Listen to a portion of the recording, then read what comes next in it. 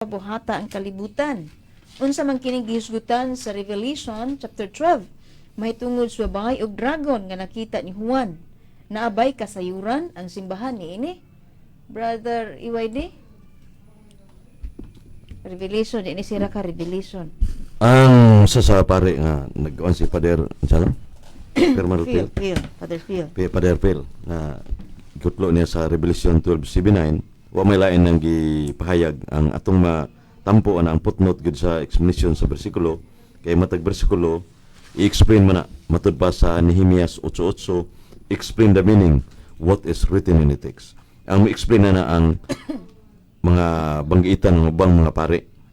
Mga pare may explain kay naago na sa Malakias City nga mga pare nahibaw sa kahibalo sa Dios nga gitudlo niya Matthew 13:11 ang simbahan niya mga apostoles usane niya episode 3 may explain niya na.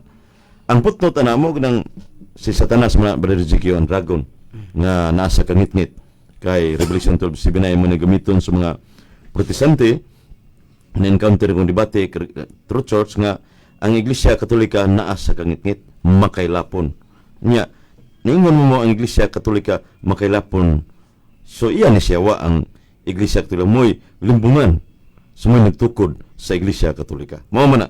So atong ikapaambit na mga tungod mga kaigsunan duha klase may kalapon diya sa balaang sulatan Genesis down to Revelation mo nang gikutlo ni Father nga bearer of the darkness ang makilapon sa kangit-ngit iya si Hawa.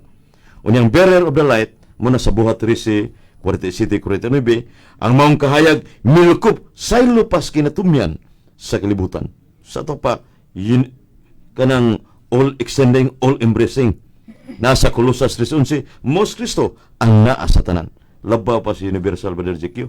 Ang yawa ayang pagkamakilapon sa ngit-ngit wa may gugma dili siya kaabot sa triumphant church sa gingirian sa langit.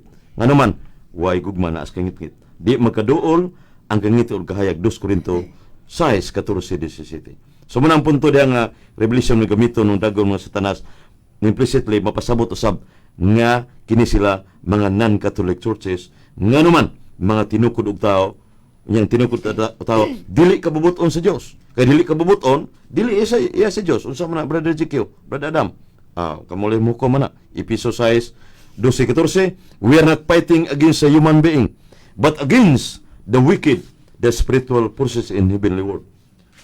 Ang pagigaway nato ning kalibutan na mga espirituhan nung kay di man makita ang kuan di laing reliyon may maengkwentro sa mga pangatarungan pero iya raman ang iya sa Dios mo rang kahayag nga simbahan kay si Kristo kahayag man John 1:8-9 Juan 8:12 ang musunod kanako di na maglakaw sa kangit-ngit mo na magpamembro ta sa matuod nga iglesia mga Iglesia Katolika Romana mong kahayag namunga o mga santos o si Chupilo Kumamot Bishop Kumamot hapit na matubang Brad Adam Amper o matubang Padre Leo Fernandez nga kanunay siya nag-mission sa gawas si magdebosyon siyang Bishop Kumamot Magpamimbro ta og magtuuntas doktrina ato kompletohon. Pakapinilang. Pakapinilang bitaw.